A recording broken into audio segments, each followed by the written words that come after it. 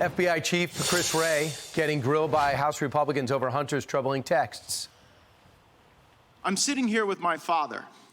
I will make certain that between the man sitting next to me and every person he knows and my ability to forever hold a grudge, that you will regret not following my direction. I am sitting here waiting for the call with my father. Sounds like a shakedown, doesn't it, Director? I'm not going to get into commenting on that. You seem deeply uncurious about it, don't you? Almost suspiciously uncurious. Are you protecting the Bidens? Absolutely not. Oh, that's more. I wanted to hear more of things like that. Verbatim quotes to make him comment on things that happened on his watch. Jonathan Turley joins us now, Fox News contributor. Jonathan, I like that exchange. I was surprised there weren't more. What was your takeaway as you thought about his testimony? Well, Brian, this is what we've seen in the past. It was a false appearance of contrition and substance from the director. You know, he only apologized for things that violations have already been found by courts and Congress, by the way, against the best efforts of the FBI. And so for things that are already established, he went ahead and said, well, we'll never do that again. But in terms of the violations that we've already laid out in terms of censorship, FISA violations with the secret court, those are already laid out in the public record. He just refused to comment. Sometimes he said that he didn't have any recollection, and it was a maddening experience. I mean, the thing is, Congress has to make a decision here. You know, they just went through an entire hearing where they were given nothing. He was far more detailed when Eric Swalwell asked him about the FBI Family Day. With that, he just held forth at length.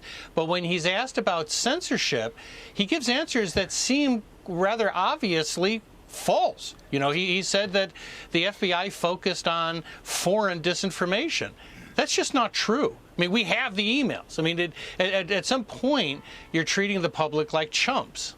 Twitter files reveals these were Americans that were being suppressed, and the urgency of FBI agents, many of which inside Twitter were former FBI agents. So that was the maddening part of it. He was there to impress his 38,000 FBI agents. He wasn't there for us. Jim Jordan pointed out the handling of the Hunter Biden laptop and the stunning news that they knew it was real in 2019, but let all this chicanery happen right through the election. Listen. They pre-bunked this story, and Facebook specifically asked the FBI, is the Hunter Biden story Russian misinformation? And the FBI said no comment. This is after they had the laptop for an entire year, after they'd been telling all the big tech companies, get ready for a hack and dump operation. It's coming, and it's going to involve Hunter Biden. And then it happens, and they get that fundamental question, no comment. And this is from the Foreign Influence Task Force director, the lead on that Foreign Influence Task Force that Christopher Wray created. Never really answered that question.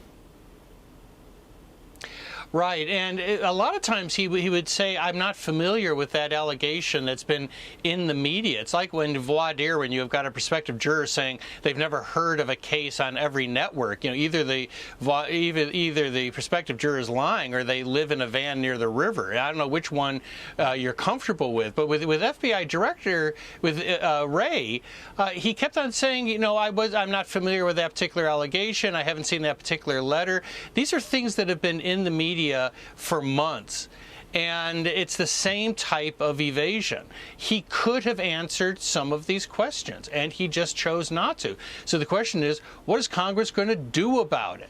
They have a very serious censorship scandal. We have a 155-page opinion from this court. You've got the Twitter files that you just mentioned, Brian.